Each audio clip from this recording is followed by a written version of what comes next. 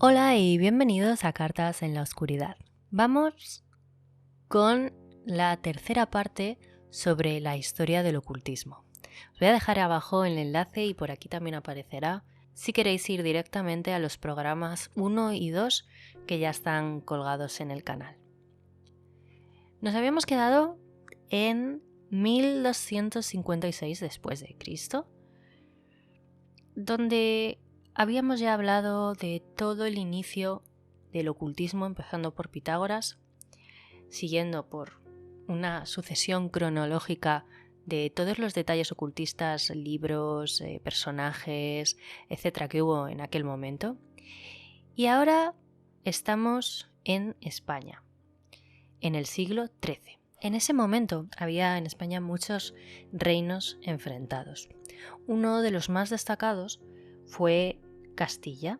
Castilla tuvo un gran renacimiento a nivel artístico, a nivel de estudio y sobre todo también de ocultismo. En ese momento el rey que estaba allí era Alfonso X el Sabio y se tradujeron muchos libros ocultistas del árabe. El más importante era un extraño libro que se le llamó Picatrix. No se sabe muy bien por qué surgió ese nombre y tampoco se sabe muy bien lo que significaba. Pero sí que se sabe que fue escrito en el siglo IX o X por un anónimo mago árabe. ¿Qué era exactamente el Picatrix? Bueno, pues era un manual enciclopédico de la filosofía y la práctica de la magia. Además, también se centraba en la astrología, pero una astrología completamente diferente a la práctica moderna de leer la personalidad por medio de una carta astral. En su lugar, los cielos eran la fuente en ese momento de poderes mágicos y se celebraban ceremonias cuando los planetas estaban en ciertas posiciones, atrayendo el poder de las estrellas para hacer que sucediesen y algunas maravillas para ellos en la Tierra. Probablemente podréis encontrar alguna representación o algunas fotos del Picatrix por internet. Cuando lo ves es como si estuvieses pues en otro mundo diferente, si estuviese describiendo una época distinta, porque hay talismanes, habla también de pociones, de espíritus, de magos, de muchos detalles rituales. Así que una vez que este Picatrix fue traducido al latín, se convirtió en el más famoso manual de hechicería del mundo occidental. Aunque con la llegada ya del Renacimiento, pues este libro dejó de tener la importancia que tenía en ese momento, incluso convirtiéndose en un libro prohibido. Vamos avanzando hasta aproximadamente 1382. En este momento había muchas leyendas sobre quienes desarrollaban mejor la alquimia. Había como una especie de competencia entre alquímicos y hubo algunos quienes ya hablaban de haber creado la piedra filosofal. ¿Por qué es importante la piedra filosofal? No era en sí una piedra. La piedra filosofal era más bien una sustancia alquímica que se dice que era capaz de convertir los metales básicos, tales como el plomo, en oro, en plata, en diamantes, y también se creía que era como un elixir de la vida, es decir, que te proporcionaba el rejuvenecimiento, incluso algunos pensaban que servía para lograr la inmortalidad. Así que obviamente fue un objetivo muy codiciado en aquella época. Famel fue un escriba profesional que coleccionaba libros antiguos. Un día compró un curioso manuscrito de 21 páginas que mostraba símbolos alquímicos sin ninguna explicación. Él y su mujer Penélope estaban igualmente interesados en la alquimia. Entonces, finalmente, quisieron tratar de descifrar este libro convencidos de que tenía algún tipo de secreto o de mensaje. Así que Famel fue a España con la esperanza de encontrar a un alquimista que pudiera enseñarle lo que necesitaba saber. Allí se encontró a un anciano que se llamaba Canches, que reconoció los símbolos y aceptó explicárselos.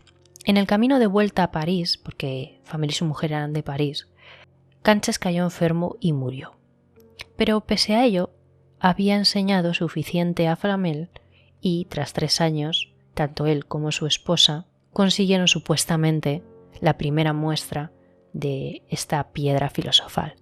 De hecho, hay datos de que crearon una piedra en 1382 llamada Piedra Blanca y luego una piedra roja en abril de ese mismo año. Los historiadores están de acuerdo en que este matrimonio existió y que se hicieron muy ricos en los años posteriores. El origen de su riqueza tiene muchas especulaciones a través de la historia, pero sigue siendo un recurso fundamental para los alquimistas contemporáneos.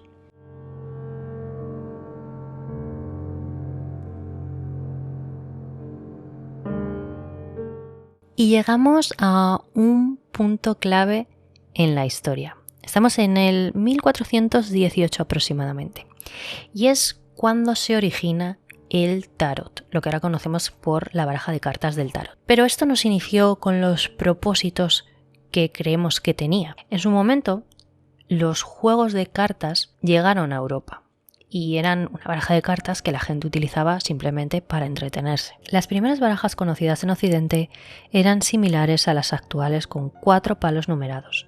En los primeros años del siglo XV, alguien pensó en añadir una serie de cartas simbólicas y creó la primera baraja del tarot, aunque en ese momento no se conocía como tarot. Ese personaje se llamaba Marciano da Tortona y era el secretario personal de Filippo Maria Visconti, un duque de Milán. Estas cartas adicionales no eran las mismas que el tarot estándar. Eran 16 deidades griegas que representaban virtudes y vicios. Y su invención inspiró a otros a crear nuevas cartas. En torno a 1450, los jugadores de cartas milaneses de Milán establecieron los 21 trunfos. Trunfos se le llama, los tarotistas hoy en día todavía les llaman trunfos, es como los palos de las barajas. Las cartas dibujadas alrededor de ese año son reconocibles precursores de esta baraja moderna que tenemos hoy en día. Otras ciudades italianas desarrollaron barajas similares, pero fue esta, la milanesa, la que viajó por mercantes hasta Marsella, en Francia, que se convertiría en el centro más importante de fabricación de tarots. A principios del siglo XIX, el tarot se había convertido en un juego habitual en Francia, en Suiza y en el norte de Italia, y era tan común como el póker en Estados Unidos. Solo eran unos pocos sitios donde se utilizaban para adivinar el futuro, aunque más tarde un par de ocultistas franceses lo transformaron en el principal sistema de adivinación del ocultismo moderno. Dicen que la baraja original de tarot es la de Marsella, pero realmente se originó todo esto en Milán, simplemente que a través del comercio se llevó a Marsella y entonces ahí sí que fueron unos grandes exportadores y productores de este nuevo estilo de juego. Y llegamos a otro momento clave en este recorrido cronológico. Es el momento de la caza de brujas o los juicios hacia las que decían ser brujas. ¿Qué significa? Que estamos en el 1428 y no hubo brujas anteriormente. Sí que hubo muchas leyendas y se nombró a muchas brujas. Por ejemplo, ya se conocía en la mitología griega a Circe como una hechicera que vivía en la isla de Ea, que a través del empleo de pociones mágicas transformaban animales a los que la ofendían y a sus enemigos. Y además los tenía después en sus alrededores del palacio donde vivía. También se les llamó brujas a la leyenda que existían de las sirenas. Eran mujeres del mar o también hechiceras y brujas que te encantaban con su canto y te llevaban al fondo del mar, etc. Ha habido muchísimas historias acerca de las brujas, pero para poner un inicio de todo esto fue cuando comenzó la persecución con lo que es en sí las brujas. Y esto no empieza en Estados Unidos, ni empieza en España, ni en Escocia. Esto empezaría en un pueblo, en una comarca de Suiza llamada Valais. Empezaron a extenderse una serie de rumores que durarían unos meses o quizás unos años, donde se decía que había ciertas personas, en ese momento todavía no se les llamaba o se les conocía exactamente como brujas, pero sí que parecían volar por el aire, volverse invisibles, se convertían en animales, hacían hechizos y todo esto empezó a asustar al pueblo y empezó a asustar a campesinos de 7 distritos de Valais que exigieron a las autoridades que se hiciera algo al respecto. Como estaréis pensando, probablemente estos personajes, que en su inicio eran hombres y mujeres, no volaban y quizás no surgía ningún efecto con algunos métodos que utilizaban. Pero sí que es verdad que toda la historia de las brujas es muy curiosa porque sí que creían en unas determinadas cosas y tenían una serie de ritos. En algún momento haré un capítulo para el canal hablando sobre la historia de las brujas, porque hay muchísimo que especificar en este caso, pero no empezó como algo que tuviese que preocupar al mundo. Simplemente una serie de personajes iban en contra de la religión cristiana de ese momento, se vinieron arriba y hubo una serie de actos que sí que llevaron a la gente a acusarles de todo esto, porque también entendemos que era una época donde estaba muy mal visto todo este tema pues de hechizos, de orgías, de acercarse un poco a lo que se llama satanismo hoy en día, bueno, y en aquella época también. Lo que pasó es que las autoridades políticas y religiosas fueron allí a Valais a tomar medidas. Inmediatamente comenzaron a reunir a los sospechosos. Estaba estabilizado que cualquiera que fuera acusado de brujería por al menos 3 testigos era arrestado. Imaginaos en aquella época solo 3 testigos. Con que te llevaras mal con 3 vecinas o tu hijo hubiera hecho algo a alguien, pues ya 3 personas te podían acusar perfectamente de brujería. Aquellos que se les atrapaba y se les llevaba y confesaban, se les quemaba en la hoguera. Y aquellos que rechazaban confesar eran torturados hasta que decían lo que los acusadores querían oír y entonces se les quemaba. Lógicamente se daba por supuesto que todos los acusados de brujería debían ser culpables y quizás muchos de ellos lo eran, pero muchos otros no lo eran desde luego. Incluso algunos que eran brujos o que entre comillas sí que practicaban y participaban en esos métodos fueron los primeros que empezaron a acusar a otras personas que no lo hacían simplemente pues para salvarse ellos de la hoguera. No se llevó un registro con el número de brujas o brujos acusados, quemados o torturados, pero sí que los historiadores han documentado más de 300 víctimas. Ahí se inició esa caza de brujas que luego ya más tarde se extendería a Francia y Alemania. Hubo mucho miedo social y empezaron a cogerle miedo real a esta serie de brujas. Así que después de esto, que lo veremos en otro capítulo más adelante, fueron los que predijeron los siguientes años, donde sí que hubo millones de personas que perecieron de muertes horribles y fue cuando se inició los tiempos de la quema de brujas.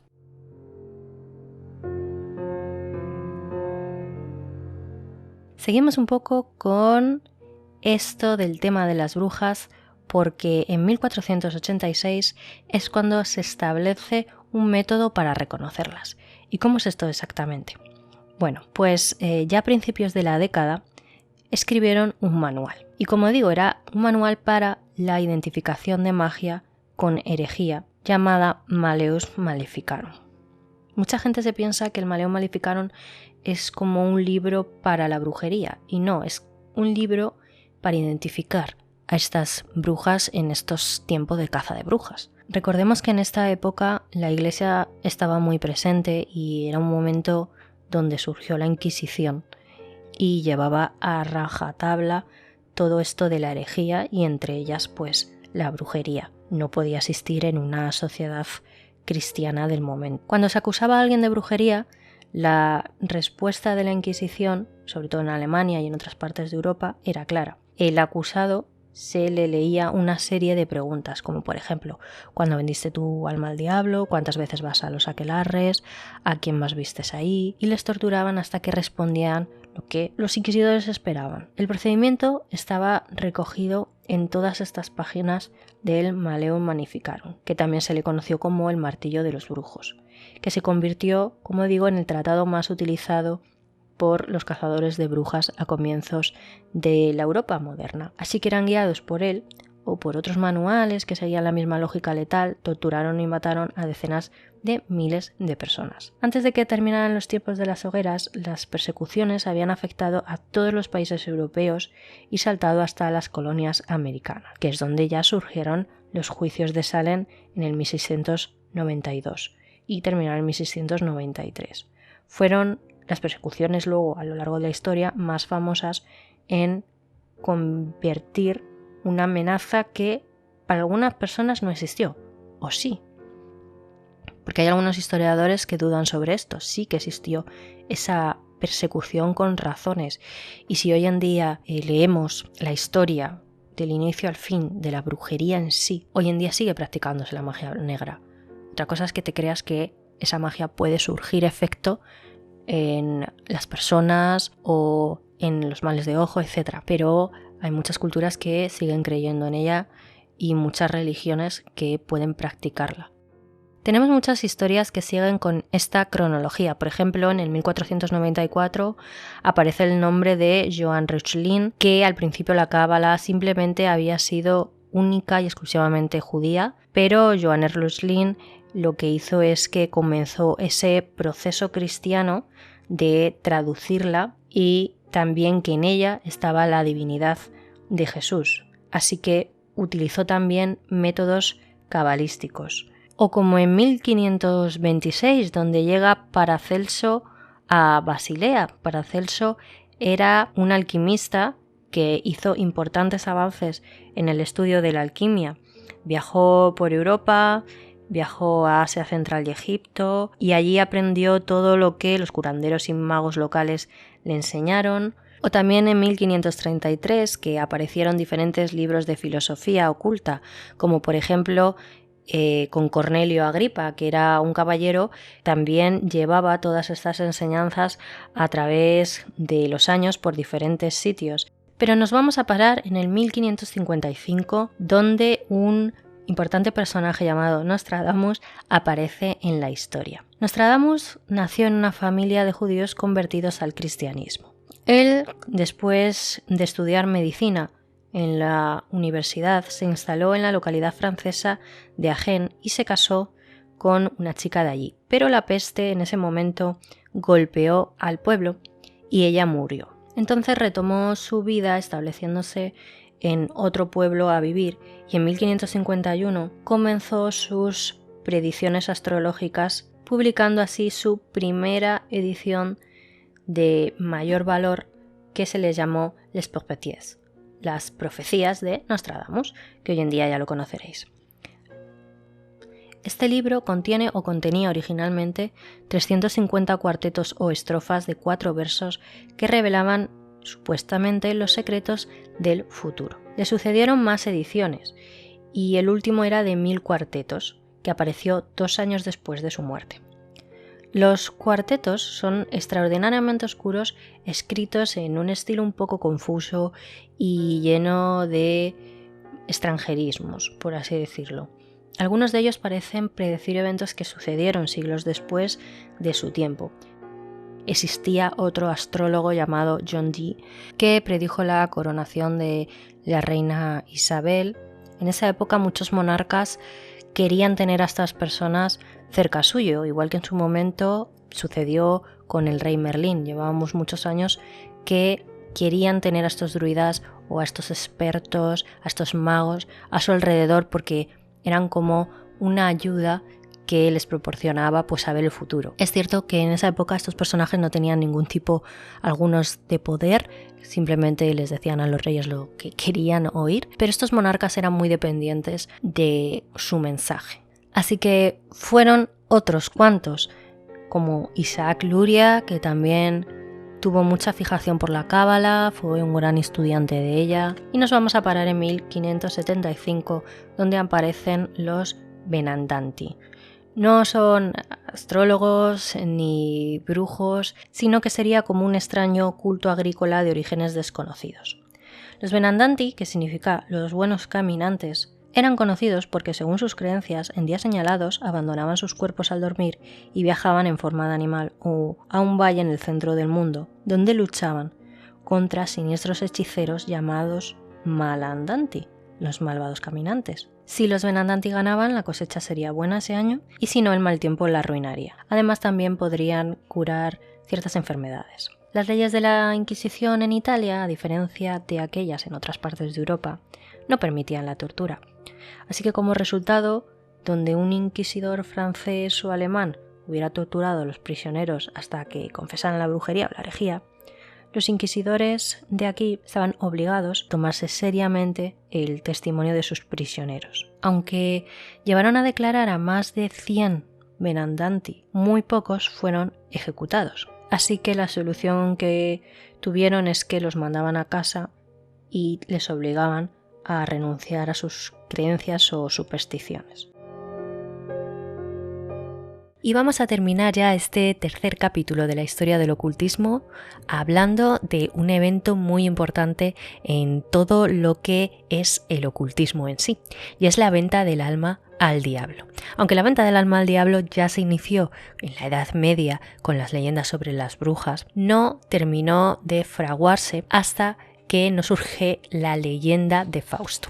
Fausto era un doctor que se hizo popular porque, al parecer, este hombre vende su alma a cambio de poder y riquezas, y entonces es después arrastrado al infierno durante unos años. Esta historia, que al parecer la tomaban como real, era alguien que había vivido entre ellos y que habían visto cómo lo había vivido, inspiró toda una serie de manuales de magia que explicaban a los hechiceros las mejores maneras de convocar a demonios para que entregaran dinero. Aunque también hay que indicar que las únicas personas que tuvieron éxito en amasar fortunas por medio de estos libros fueron los autores y sus editores. Sin embargo, la literatura de Fausto dio una nueva vida al estereotipo de los ocultistas. Y hasta aquí el programa y el capítulo de hoy de Cartas en la Oscuridad. Volveremos próximamente con la cuarta parte de Historia del Ocultismo. Gracias por estar ahí, abajo os dejo todas las redes sociales. Estos capítulos son un poco largos porque es cronológico y el ocultismo tiene mucha historia. Hasta pronto.